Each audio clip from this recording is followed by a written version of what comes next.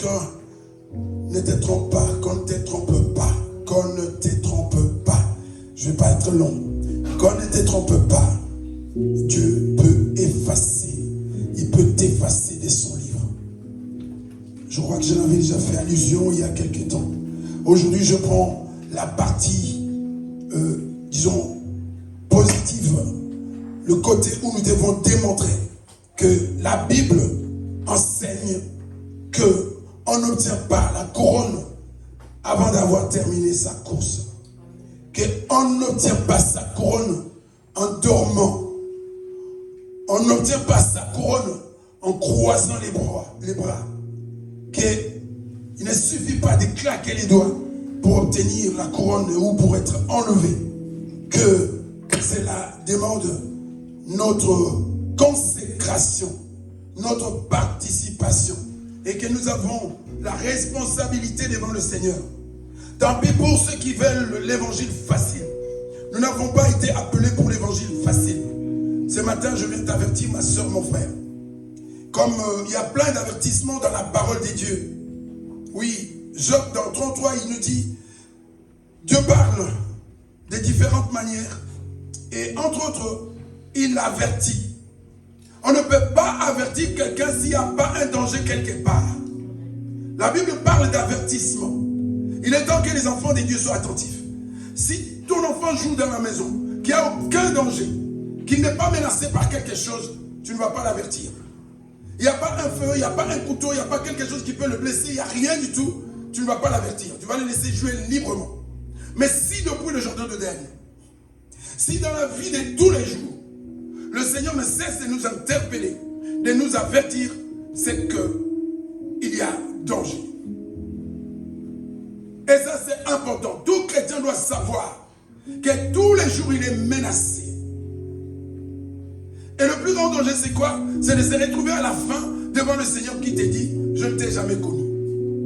Et avant que cela arrive, et parce que le Seigneur ne veut pas que cela t'arrive, c'est pourquoi il passe son temps à te rappeler, à t'avertir, à t'interpeller, pour que tu ne t'endormes pas, que tu restes vigilant. Amen. Oui.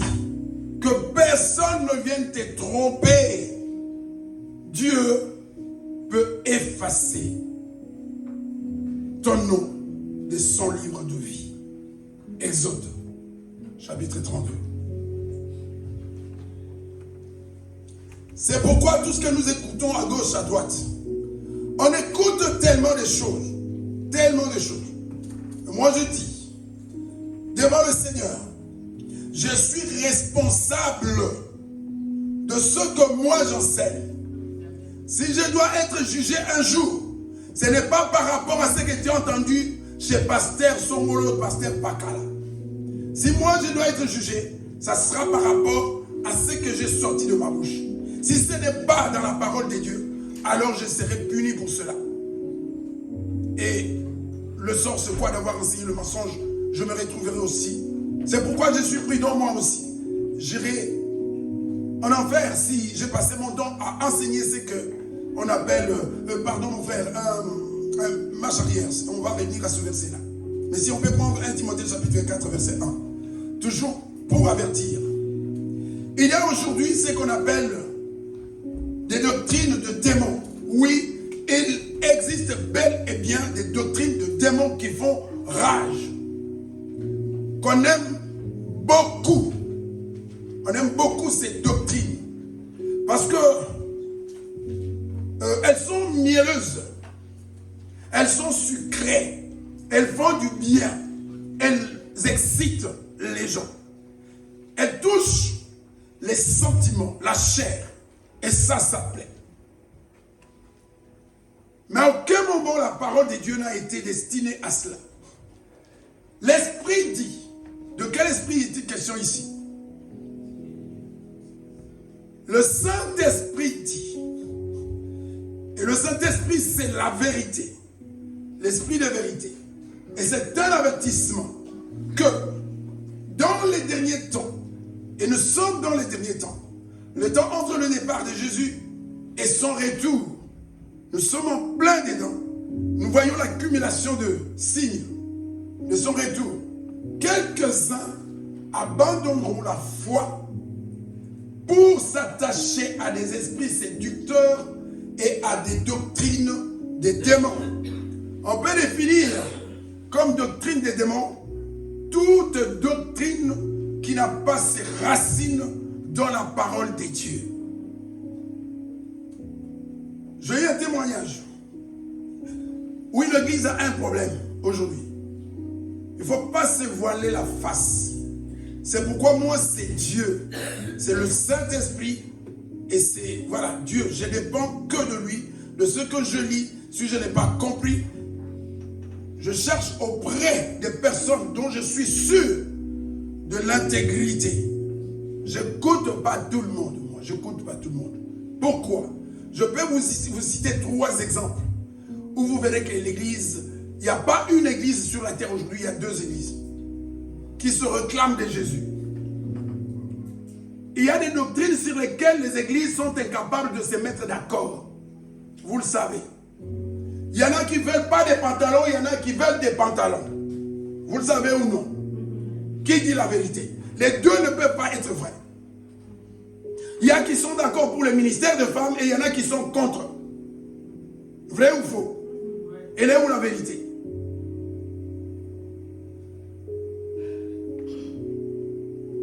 Et je peux citer, la liste est longue. Il n'y a pas qu'une église, il y en a 2. À chacun de faire le choix. Si on te prêche quelque chose, ne te fie pas à ton intelligence. Rentre chez toi à la maison. Rentre dans ta chambre. Prie. Prie vraiment. Il est temps même de jeûner pour prendre la décision pour ou contre un enseignement. Personne aujourd'hui, personne sur la terre aujourd'hui n'a l'autorité qu'avait Pierre, Jean. L'autorité qu'avaient les 12. Personne ne l'a aujourd'hui. Un des signes ou un des aspects, quelque chose qui faisait la différence entre les apôtres, j'ai dit les apôtres qui étaient autour de Jésus, et les apôtres aujourd'hui, ce ne sont pas les mêmes. Ils ne jouent pas le même rôle. Tous les apôtres que vous voyez aujourd'hui, ils ne jouent pas le même rôle. Ceux-là, ils étaient apôtres d'abord parce que ils devaient être les témoins oculaires de la résurrection de Jésus. Et ils étaient les garants de la doctrine, de la saine doctrine. Aucun apôtre aujourd'hui va me convaincre que lui, il est le garant de la saine doctrine. Il est temps qu'on sache ce qu'on fait. Oui, lui. Mais lui.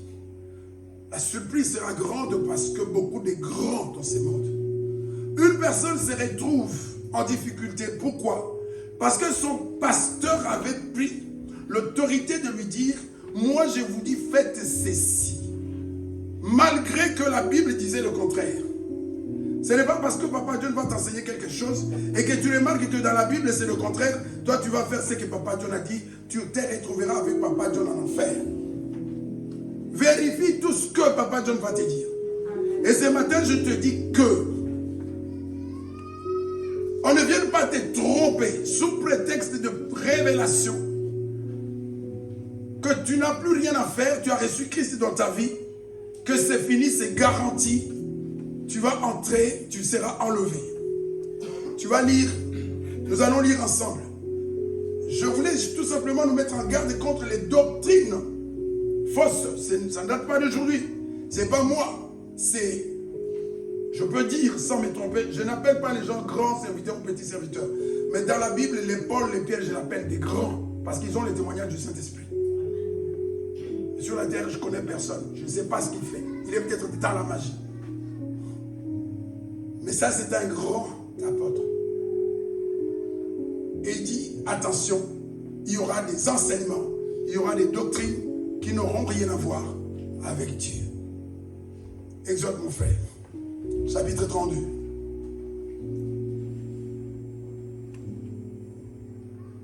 Versets 32 et 33. Soyons vraiment attentifs. Tu peux lire déjà. peux discuter de mon commentaire, mais tu ne peux pas discuter de ce que le Saint-Esprit a inspiré aux hommes pour écrire de sa part. Les commentaires peuvent être différents. Pardonne maintenant leurs péchés. C'est Moïse qui parle en faveur du peuple élu des dieux. Pas n'importe quel peuple. Le peuple élu. Celui sur qui, si tu ne le savais pas, le calendrier du monde tourne autour de ce peuple Israël. Tout ce qui va se faire jusque dans l'éternité dépend de ce qui va se passer en Israël. Et sachez que Israël sera un jour la capitale du monde. Tu seras la tête et non la queue. Confusion. Tout chrétien croit aujourd'hui qu'il sera la tête. La capitale de la planète, du monde, sera un jour Jérusalem, parce que c'est là que Jésus va poser ses pieds. Ça ne sera pas à Kinshasa.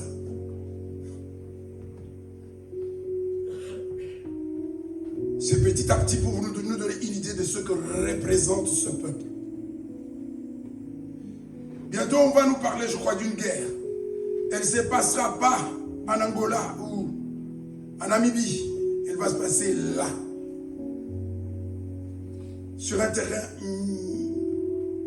mystérieux.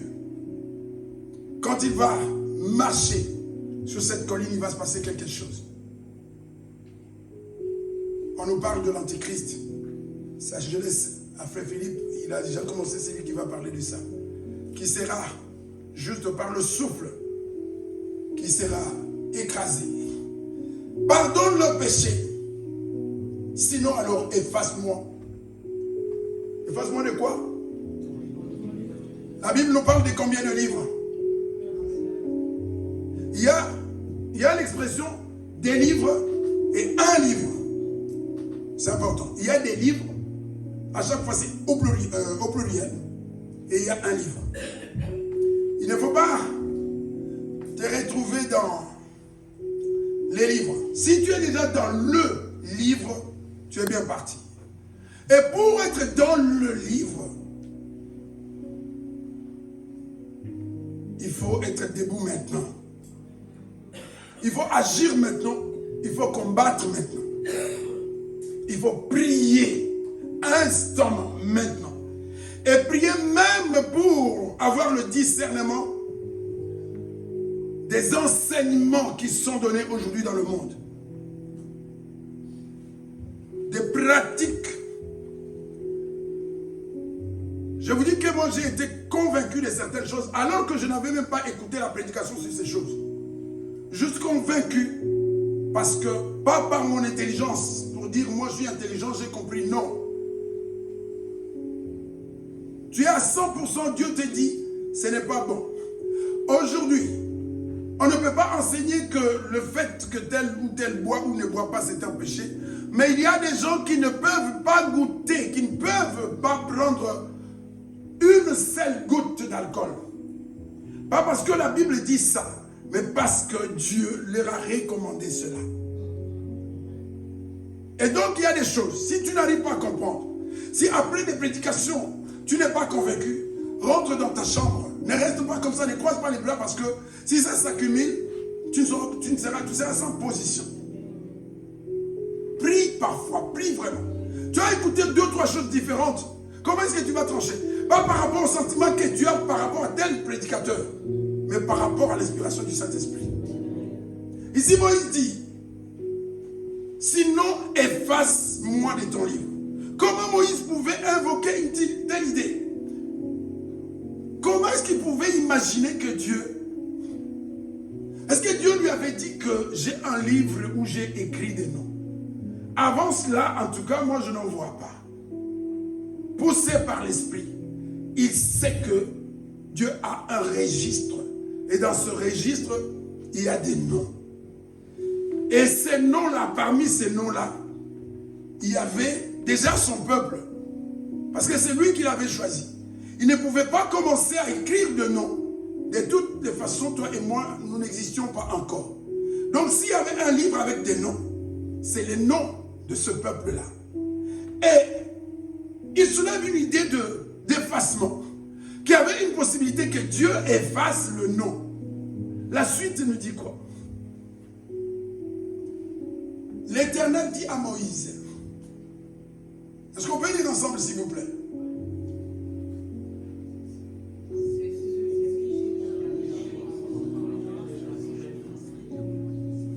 Est-ce que Dieu peut effacer le nom d'une personne dans le livre, dans son livre ou pas? C'est Dieu qui dit. Il dit quoi? Je vais effacer le nom par sentiment. Je vais effacer le nom de telle personne parce qu'il n'est pas beau. Parce qu'il est pauvre.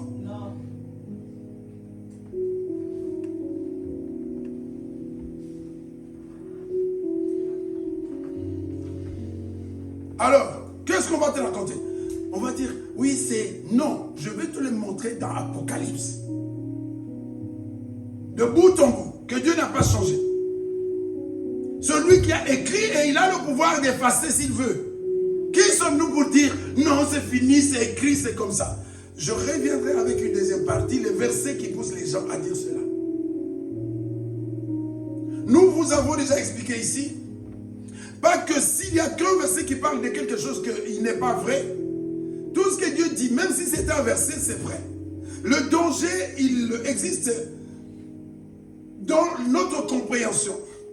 Si je ne prends qu'un verset sur un sujet quelconque et que j'ai mal compris le verset, s'il n'y a pas quelque chose, un autre verset, un autre auteur dans la Bible qui vient confirmer ma pensée, et donc si j'étais à côté, je vais rester dans mon erreur. Or, si je vais voir ailleurs, je dis, ah, donc, comment est-ce que lui et lui, il sait? C'est pas la même chose. Alors, je vais chercher un troisième, un quatrième, et je vais me dire, donc, il y a un problème dans ma compréhension. C'est moi qui n'ai pas compris, parce qu'avec ce verset-là, c'est beaucoup plus clair. Ce n'est pas qu'il y a erreur. C'est pour confirmer que ce que je dis, ça ne vient pas d'une erreur, de ma compréhension, d'une interprétation personnelle. Parce que toute prophétie de la Bible ne doit pas être l'objet d'une interprétation personnelle. Aujourd'hui, on va adapter la Bible à sa situation. Moi, j'ai divorcé 5 fois, je suis pasteur, je me suis marié, et beaucoup vont mourir comme ça. Oui, notre pasteur est marié. Ton pasteur, ce n'est pas Jésus. Amen.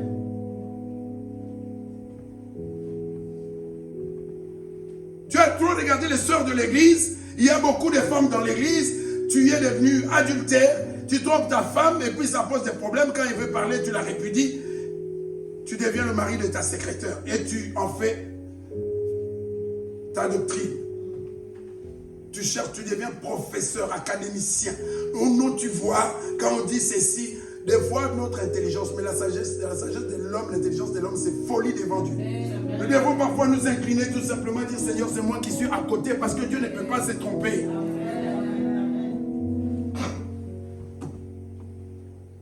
J'effacerai.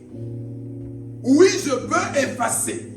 J'ai l'autorité d'effacer le nom de celui qui pêche. Alors comment est-ce qu'aujourd'hui tu peux être dans le péché et que quelqu'un vienne te dire c'est gagné, tu as Christ en toi et puis c'est fini, rien ne pourra t'arriver. C'est un sorcier. Il va te tuer. Le problème du monde aujourd'hui, c'est qu'on aime les gens qui nous font du mal. Satan était venu avec des bonnes intentions. Et il a attiré, il a séduit. La Bible dit il a séduit la femme. Pourquoi? Parce qu'il est venu avec des belles paroles. Mais Dieu, il est dur. Comment est-ce qu'il peut vous empêcher? Regarde un peu, observe un peu. Comment c'est beau, c'est agréable. Et Dieu, il vous cache des choses. Aujourd'hui, c'est la même chose.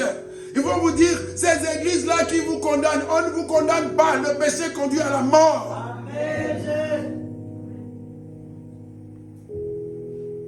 Tu couches à gauche, à droite, et tu t'habilles comme prostituée, on va te dire quoi? Tu vas finir en enfer.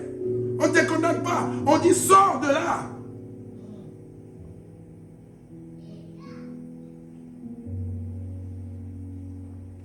Je effacerai. Quand moi je regarde toute la Bible, Mes frères et sœurs, la Bible, ce n'est pas une question de diplôme. Ce n'est pas une question de diplôme. Si Dieu décide de t'ouvrir les yeux, tu vas voir, tu vas comprendre des choses que celui qui a 5 diplômes ne comprend pas. Quand tu regardes la Bible, tu te dis, mais c'est pas compliqué.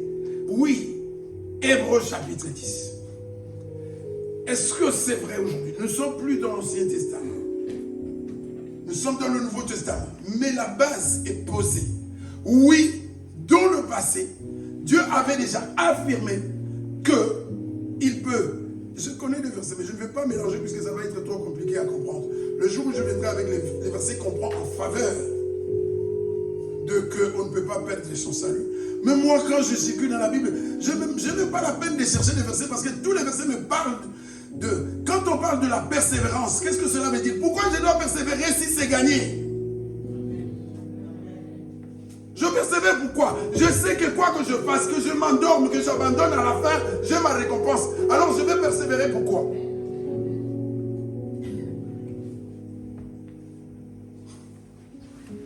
Hébreux chapitre 10 à partir du verset 35, mon frère.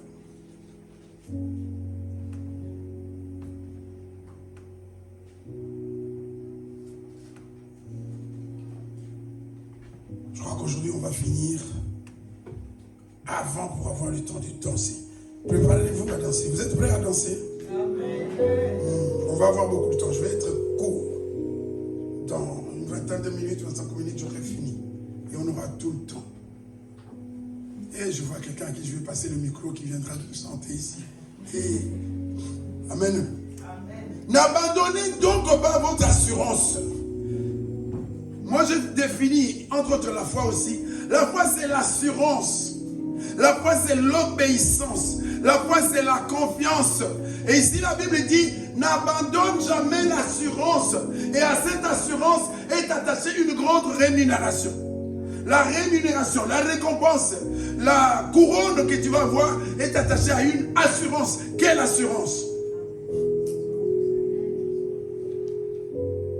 Et si on recule un peu, au cas où tu as abandonné cette assurance, la rémunération devient quoi? Parce que la rémunération est liée, est attachée à l'assurance que tu as, à la foi que tu as, à la confiance que tu as en Dieu. Et une fois que tu perds la confiance en Dieu, quelle devient ta rémunération? Donc tu vas quand même entrer. Est-ce qu'on s'adresse ici aux païens? On s'adresse aux sorciers ici, aux Nganga Marabout et les autres, aux joueurs de foot. Qui ont cette assurance? Et de quelle assurance on parle?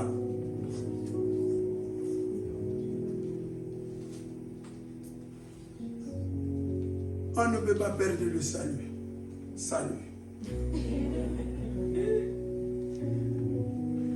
À ton assurance est attachée une grande récompense, une grande rémunération. Mon frère, descends s'il te plaît. Car vous avez besoin de quoi? Du sommeil. Vous avez besoin de quoi? De sommeil. Vous avez besoin de quoi? De divertissement. Vous avez besoin de quoi? De paresse. Ne fais rien. Endors-toi, amuse-toi, fais ce que tu veux. C'est ça, en fait, digne des démons. Un chrétien, ce n'est pas quelqu'un de passif. Tu ne peux pas être passif parce que tu as quelqu'un qui te poursuit partout, jour et nuit. Il ne te laisse pas le temps. Même avant de venir à l'église, il vient te combattre. Il a envie de te dire, tu ne vas pas y aller. C'est quelqu'un qui va te téléphoner, peut-être te donner une nouvelle qui va te bouleverser. Comment est-ce que tu peux croire un seul instant que c'est ce genre de choses? Parce que ça te fait plaisir. Oui, c'est trop facile. Oui, c'est comme si tu voudrais devenir riche en dormant chez toi.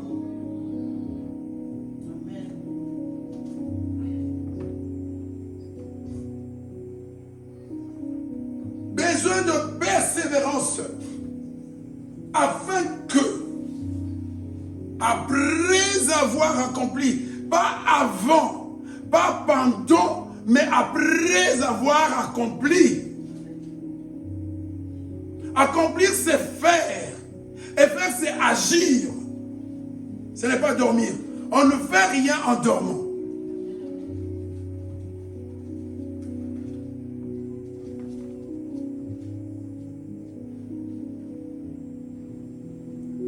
On nous a parlé d'une récompense. Et cette récompense n'est possible que si nous persévérons dans l'accomplissement de la volonté de Dieu. Jésus, tous ceux qui ne seront pas dans la volonté de mon Père, je leur dirai que je ne vous ai jamais connus. Qu'est-ce que cela veut dire? Je vais les rejeter, je ne les ai jamais connus. Pourquoi? Parce qu'ils allaient à l'église. Jésus ne te connaît pas parce que tu viens à l'église. Jésus ne te connaît pas parce que tu tiens le micro. Je vais tenir le micro pour servir le diable.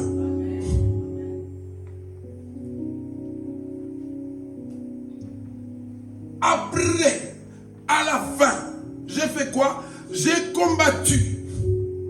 Je ne me suis pas endormi. Je n'ai pas passé mon temps à me divertir. Mais j'ai passé mon temps à combattre. J'étais attentif. Je veillais jour et nuit. Et pendant ce temps, j'ai gardé la foi. Non, d'abord, j'ai achevé la course. Après avoir accompli la volonté de Dieu. C'est ce que Paul dit. Et toute la Bible me dit la même chose.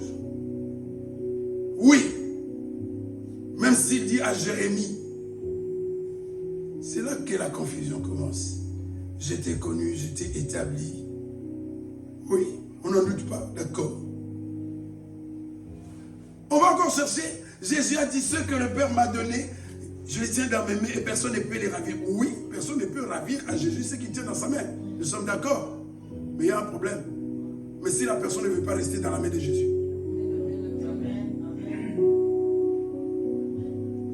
Je me tiens à la porte et je frappe. C'est pas moi qui viens forcer la porte. J'attends. Laisse-moi entrer. Et si tu ne veux pas me laisser entrer?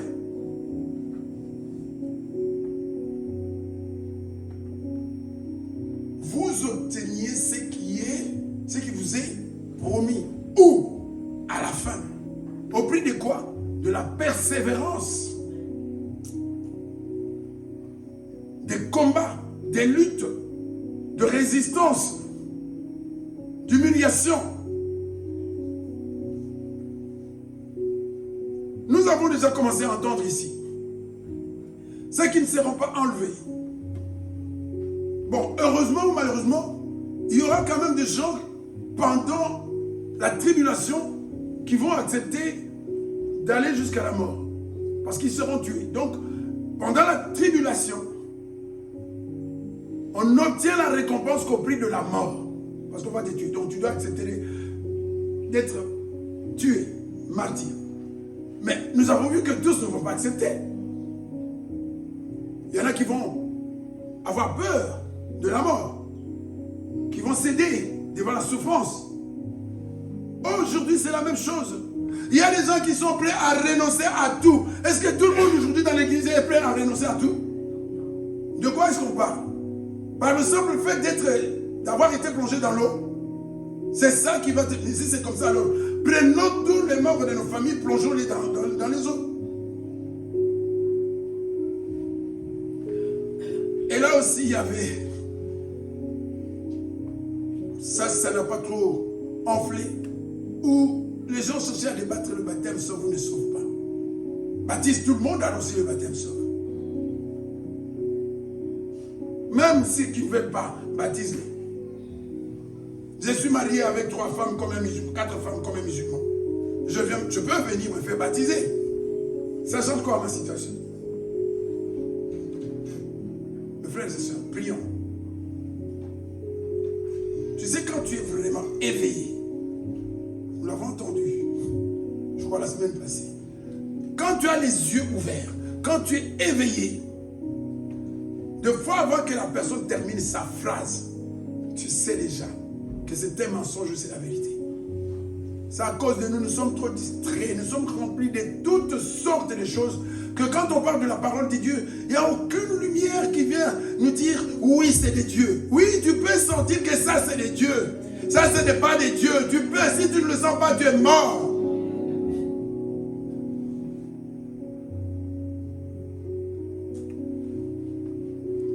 Qu'est-ce qu'il fait en nous, le Saint-Esprit? Il fait quoi? Il s'endort?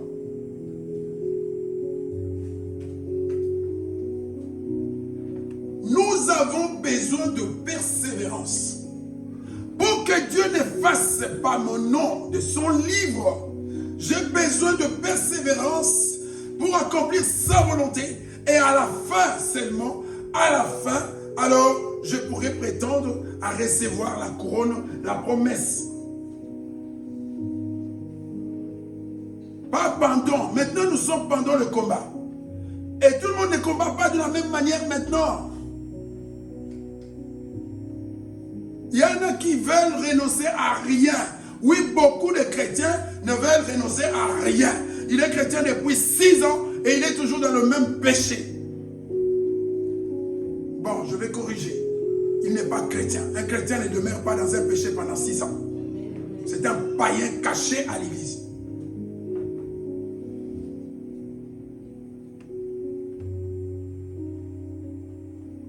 Oui. Si pendant des années, on te répète la même chose, tu es dans le même péché, tu es déjà mort. Si on ne te le dit pas maintenant, la personne qui va te dire, oh, c'est pas grave, et te tend un piège. C'est grave. Et par amour, ce matin, je vais dire à quelqu'un, repens-toi vite de ton péché. Repens-toi maintenant. Demain, il sera peut-être trop tard.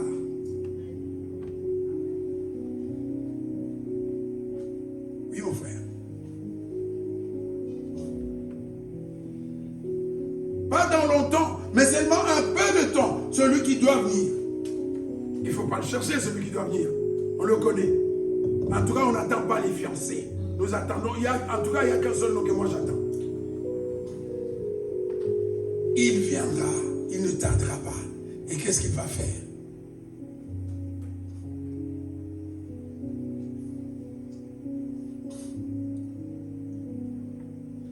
J'aime ce verset-là. Je l'ai lu dans une autre version. Et c'est lui qui a gardé la foi en moi.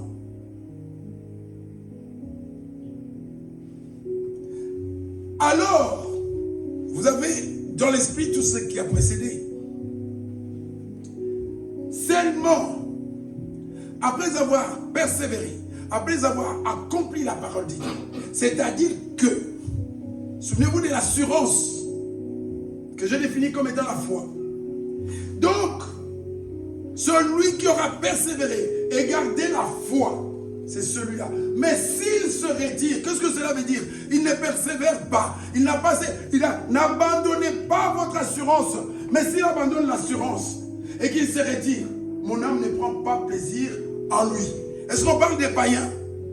Est-ce que les païens, ils ont la foi en Dieu? On parle de qui? Donc c'est possible qu'aujourd'hui tu es dans la foi et que demain, tu renonces, tu recules, tu abandonnes parce que tu as été séduit. Mais si on retourne dans le jardin d'Éden, on peut dire la même chose. Il y avait des lois, des préceptes. Il y avait la volonté de Dieu qui était que l'homme se limite à manger certaines choses. En tout cas, à ne pas manger le fruit de cet arbre. L'homme désobéit. Les deux situations. Nous sommes dans le jardin. Aujourd'hui, il y a des choses qui ne plaisent pas à Dieu. Et Dieu dit, il ne faut pas faire ces choses. Moi, je l'ai fait. Alors, si Dieu ne peut pas effacer le nom, pourquoi est-ce qu'il a effacé le nom d'Adam et Ève? Et ils ont désobéi, ils ont été punis, et toi, tu vas pécher. On ne fait rien. Est-ce que c'est la justice? Le péché qui produit la mort, c'est le péché dans le jardin d'Éden ou c'est tous les péchés aujourd'hui? Donc aujourd'hui on peut pécher, ça ne conduit pas à la mort. C'est un peu ça ce qu'on veut dire. Mais si nous apprenons que nous devons rester attachés à notre assurance, nous devons persévérer, nous devons garder la foi jusqu'à la fin pour être récompensés. Mais si on se retire, l'âme de Dieu ne prend pas plaisir à nous. Alors s'il ne prend pas plaisir en toi, il va faire comment? Il va quand même te faire entrer chez lui.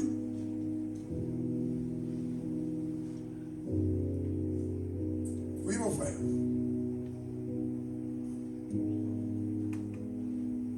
Nous ne sommes pas de ceux qui se retirent. Et ceux qui se retirent, quel est leur sort? Se perdre, ce n'est pas être là où se trouve le Seigneur. C'est le trouver ailleurs. Et ailleurs, c'est où? Nali Felo. Ce nom-là, ici, on va le prononcer tout le temps. Vous savez, notre piège, c'est quoi? Il y a des églises. Si tu vas dans une église, on ne veut pas entendre, ou on ne veut pas entendre parler de l'enfer, quitte cette église-là. Dans une église, on ne veut pas entendre parler de sainteté, on ne veut pas entendre parler de péché, on ne veut pas entendre parler de l'enfer. Tu veux qu'on parle de quoi? De mariage? De l'argent? De la prospérité? Mensonge, parce que tout le monde ne sera pas riche.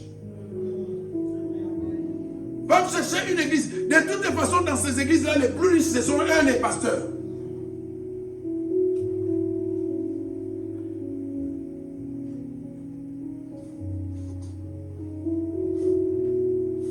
Ne sont pas de ceux qui se retirent, ceux qui perdent leur assurance, ceux qui font marche arrière, ceux qui disent c'est difficile. Oui, c'est difficile. Est-ce que toi, tu as le prix de la vie éternelle? Tu veux avoir la vie éternelle à quel prix? Au prix des amusements, des divertissements, en regardant beaucoup de films, en étant abonné sur Netflix. Tu veux avoir la vie éternelle à ce prix-là? Non, c'est difficile parce que tu dois quitter Netflix.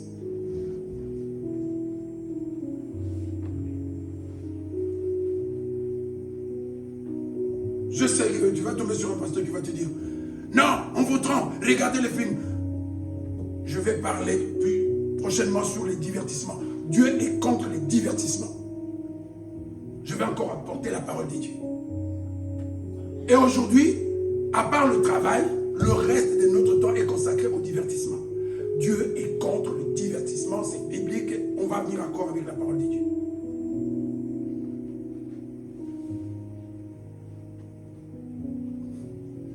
Nous sommes de ceux qui ont la foi. Ceux-là, ils font quoi? Ils sauvent leur âme. Donc on est devant deux catégories de personnes. Ceux qui se retirent, ceux qui aiment la facilité, ceux qui aiment se croiser les doigts, dormir, s'amuser, qui ne veulent se priver de rien. Depuis qu'il est chrétien, il n'a jamais jeûné un seul jour. La facilité. Les tacos, c'est bon.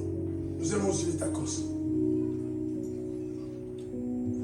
Vous nous voyez parfois crier ici, tu vois. Tu vois quelqu'un crier ici à 19h, tu ne sais pas qu'il a aussi des crampes d'estomac parce qu'il n'a pas mangé.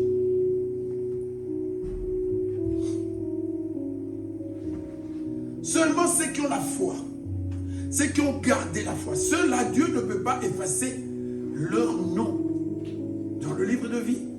Nous sommes en train de voir qu'il y a une catégorie de personnes qui prennent tout à la légère, qui se permettent tout, des chrétiens libres, comme des chrétiens qui ont abandonné les églises, parce que comme ça, ils font ce qu'ils veulent.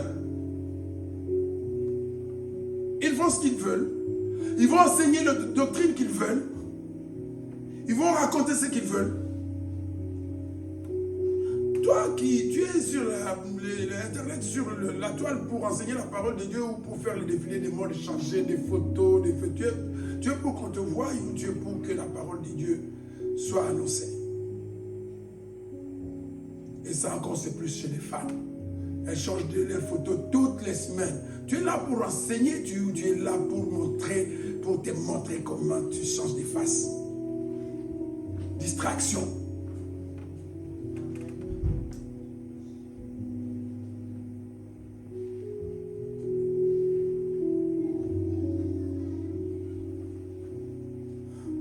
Hébreux 6. Nous sommes en train de démontrer qu'on ne te trompe pas. Si tu joues avec le feu, qu'est-ce qui va arriver? Tu vas te brûler. Qu'on ne te raconte pas des histoires. Oui, eux ils sont durs.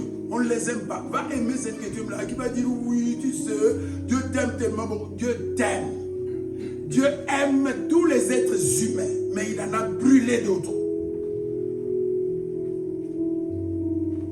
D'ailleurs, il le dit, je châtie ceux que j'aime. Ce que je déteste, non, c'est que j'aime. Ah. Il aimait David. Il a châtié, comme il ne t'a pas encore châtié.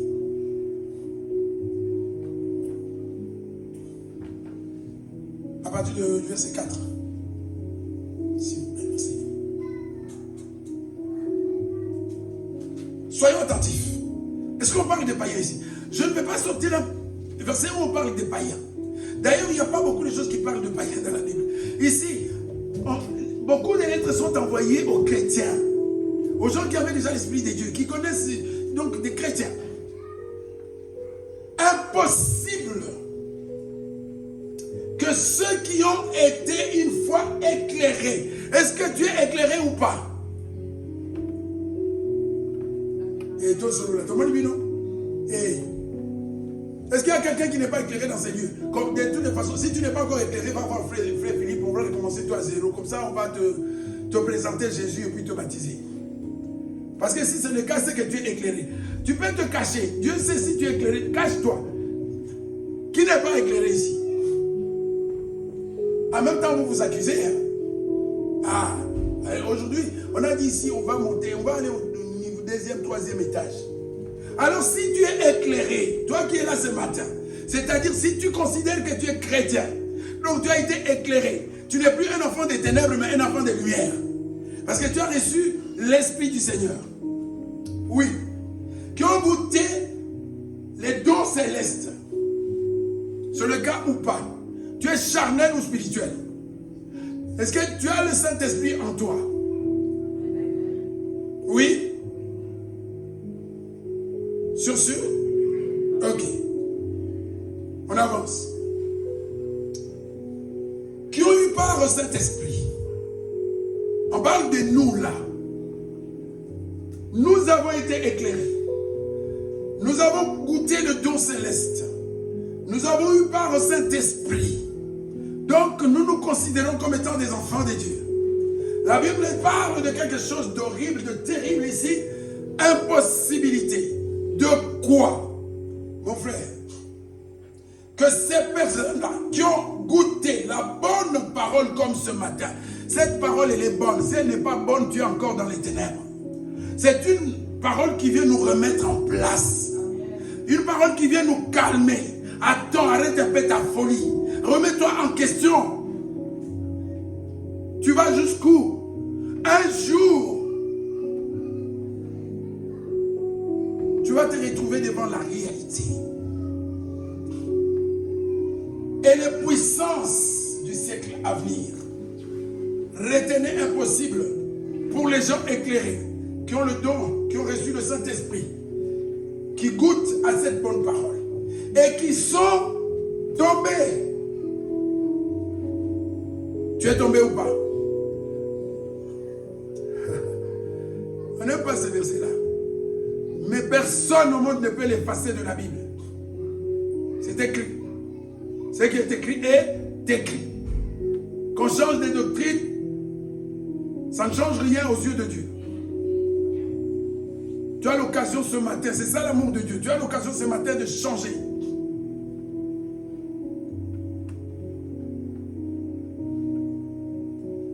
Un jour, on me demandait si je pouvais donner. Avant-hier, j'avais prévu quelque chose à prêcher. Et hier, en me réveillant le matin, je suis resté 30 minutes en train de... Enfin, je dormais. Je ne sais pas si je dormais, si j'étais réveillé. Mais j'avais les yeux fermés. Je n'étais pas moi. Et j'écrivais ce thème. Je me suis retrouvé avec Dieu. Je disais, c'était moi. J'ai vu ça. Oui, tu peux perdre ton âme. Je disais ça. Que je veux prendre. Le Seigneur connaît chacun de nous. Et il connaît les besoins de chacun. Celui qui dit, non, tel jour, à telle heure, telle personne a besoin de telle parole. C'est ça avec Dieu. Toi, tu peux dire, non, mais ça, moi, je n'aime pas. Non, c'est pas à toi. Tu n'es pas au restaurant. Tu n'es pas chez McDo ici. Ici, tu es au restaurant du Saint-Esprit, c'est lui qui décide de ce qu'il va te donner. Même si c'est amer, fais seulement, je ne pas, mais tu vas avaler.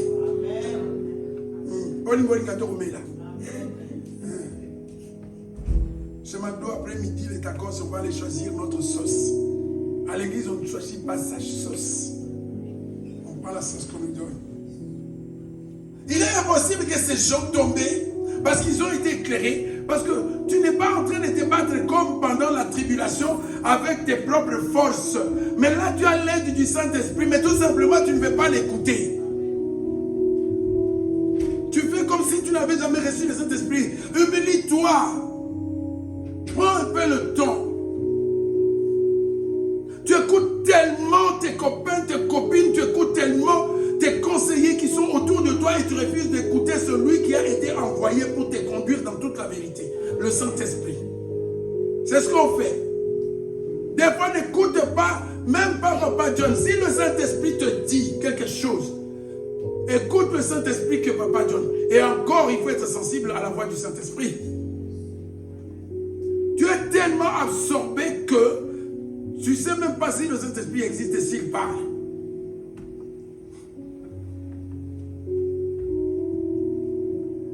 Qu'il soit encore renouvelé et amené à la repentance. Moi, ça ne m'étonne pas. Quand certaines réactions ne me surprennent pas, je rigole. Parce que je peux déceler que cette personne-là est déjà loin. Elle ne le sait pas, mais elle est déjà loin. Moque-toi de moi, tu es déjà mort ou morte. Pourquoi? Parce que tu n'es plus sensible. Ton temps est passé. Tu devais déjà te repentir. Tu as tellement résisté au Saint-Esprit que pour toi c'est devenu impossible de comprendre les choses de Dieu. Tu peux rigoler, mais tu es déjà mort.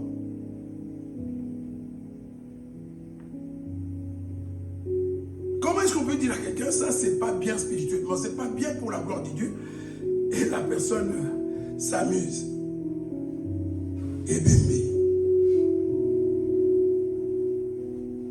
La Bible dit que c'est impossible. Pourquoi? Qu'est-ce qu'ils font? Si tu vois les personnes qui ne sont plus sensibles à la parole de Dieu, regarde, ils sont comme les Juifs, les sacrificateurs, les pharisiens, les crucifie-le chaque jour.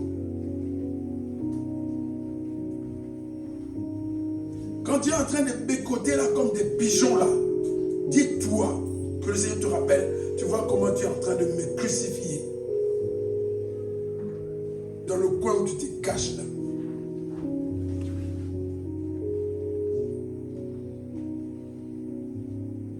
Vous avez prêché, c'est essayer de ramener le peuple de Dieu à Dieu, mais c'est en même temps prêcher, apporter un témoignage contre les personnes qui ne vont pas se repentir. Matthieu 24, 14.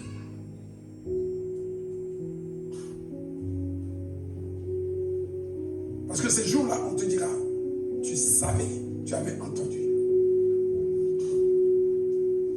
Et ils crucifient pour leur part le Fils de Dieu et l'exposent à...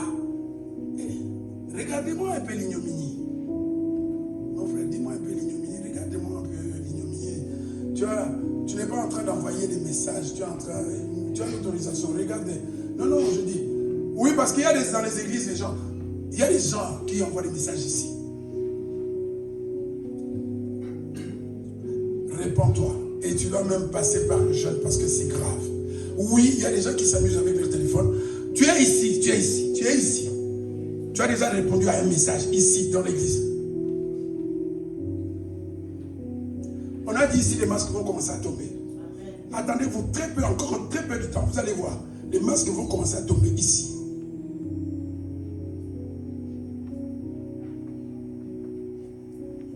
Vous allez voir les gens commencer à fuir ici.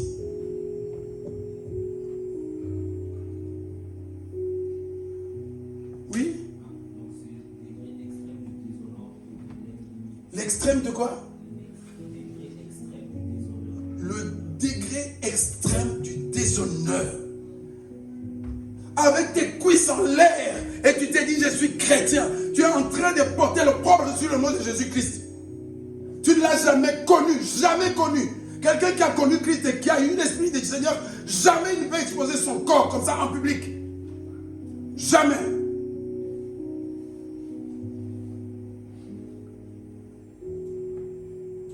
Jamais, jamais. C'est pas possible. Tu n'as jamais connu, jamais. C'est pas possible, jamais. Il y a des réactions qui montrent que ça c'est un païen en puissance. Et en réalité, ces gens-là ont des missions. Vous savez que dans l'église, comme nous sommes là, il y a des gens qui sont en mission.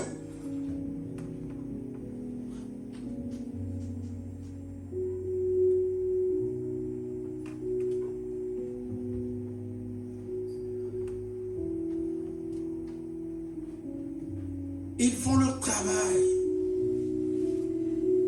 Le diable est engagé pour séduire le plus de gens possible. Est-ce que tu passes ton temps à séduire les enfants de Dieu?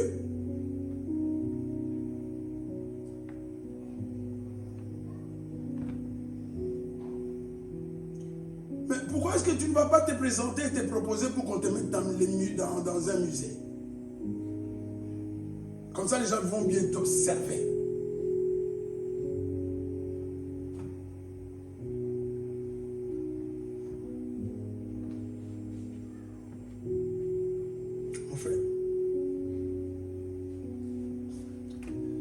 Lorsqu'une terre est abreuvée par la pluie qui tombe souvent sur elle, et ce matin, nous sommes cette terre que le Seigneur est en train d'abreuver par sa parole.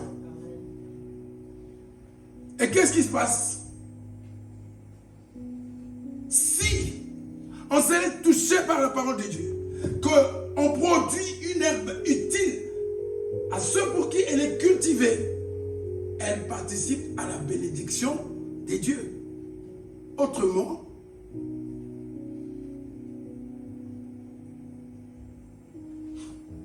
mais si elle produit des épines et des chartons, elle est réprouvée. Elle est quoi?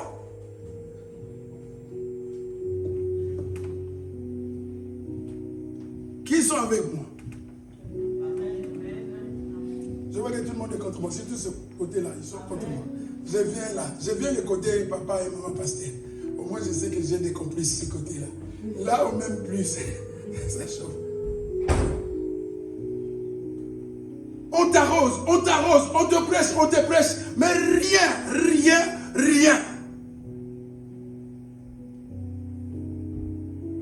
Réprouvé. Je dis que Dieu peut effacer ton nom.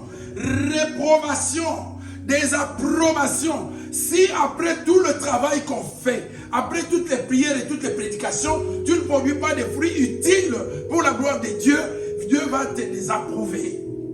Il va t'effacer, te supprimer. Et quand Dieu te supprime, Satan est content. Ça fait une personne de plus dans son registre.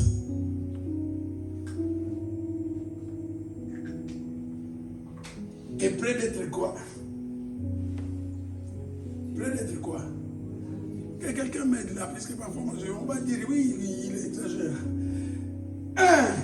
Réprouvé, près d'être maudite. Et on finit par faire quoi? Les temps de feu. Dans les temps de feu, il y a quoi? Il y a quoi dans les temps de feu? Ah, au moins une pièce. Il y a le feu, dans les temps de feu, il y a le feu.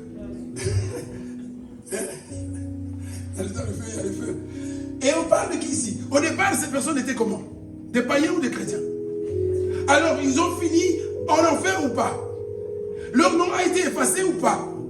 Et on nous parle de quoi?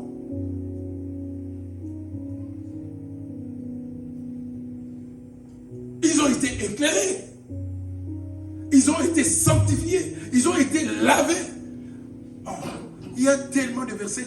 Si vous voulez qu'on aille jusqu'à 15 heures en vous citant les versets qui montrent que tu dois aller jusqu'au bout en étant debout pour entrer dans le royaume et être enlevé.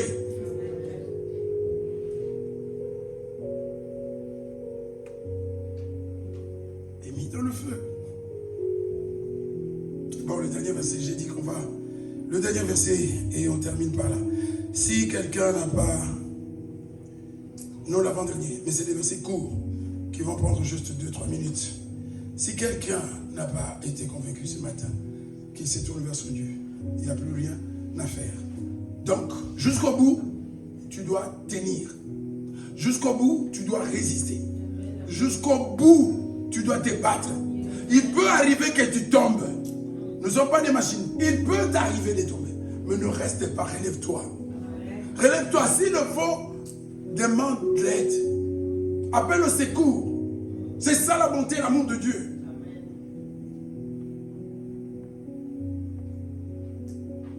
2 Timothée chapitre 2 verset 12. Nous sommes presque à la fin. La gloire de Dieu chorale. Est-ce que vous êtes prêts? Amen. Vous êtes bien armés? On va danser pour la gloire de Dieu.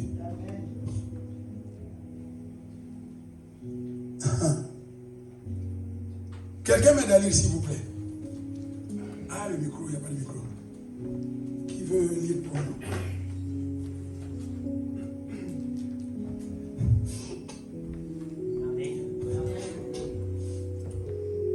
Si nous persévérons, nous régnerons aussi avec lui. Si nous le renions, lui aussi nous reniera. Quelqu'un peut m'expliquer? Ton nom, une fois écrit, il est écrit. C'est ça? C'est écrit, c'est écrit. Rien ne peut t'arriver. Fais ce que tu veux. Amuse-toi comme tu veux.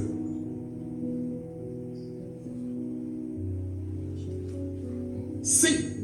Je n'ai pas oublié les si. Moi, ces choses-là, j'oublie jamais. Le si et SI, j'oublie jamais. Et dans la Bible, même dans les promesses de Dieu, il faut faire attention s'il n'y a pas un si.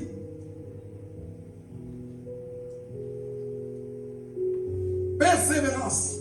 À condition de persévérer, nous allons régner avec lui. Autrement, nous le rejetons, il nous rejette. Et être rejeté par Jésus signifie quoi? Être rejeté signifie quoi? Être applaudi. Ton pasteur t'applaudit, mais Jésus te rejette. Tu préfères quoi? Les bandits t'applaudissent, mais te condamnent, te critiquent, te rejettent. Mais Jésus dit, vas-y mon enfant, tu préfères quoi?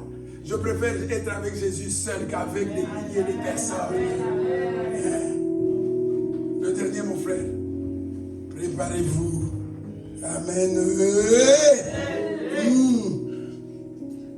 Est-ce qu'il y a des amoureux de Jésus et des amoureuses de Jésus? Est-ce qu'il y a quelqu'un qui a soifé de la parole de Dieu ici? Ah, j'aime la parole de Dieu même quand il fait mal. Hier, j'ai mangé un peu de piment, ça piquait, mais ça donnait du goût à ce que je mangeais. C'était bon. Amen. Apocalypse. J'ai dit que je vais revenir. Nous avons lu Exode 32. Nous allons lire Apocalypse chapitre 3, verset 5. Pas trop compliqué.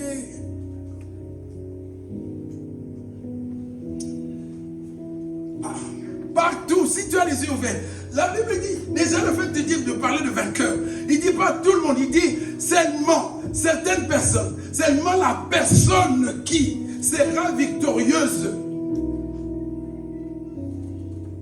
Une personne victorieuse, c'est une personne qui a participé au combat, qui a tenu jusqu'au bout et qui a remporté la victoire. C'est seulement cette personne-là et pas les autres. Et sera comment? J'aime ces vêtements-là, sans marque. Et la marque de ces vêtements-là, c'est quoi? Jésus. Et oh, moi, les marques, moi, ça paie. Moi, je ne sais pas. Esprit de Si tu t'habilles bien, gloire à Dieu, il faut que ce soit pour la gloire de Dieu. Pas pour dire moi, tu n'es rien. À Robert Mo, tu seras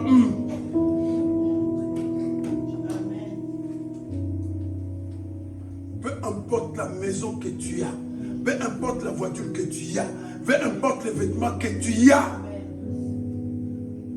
ce qui compte, c'est d'être avec Christ.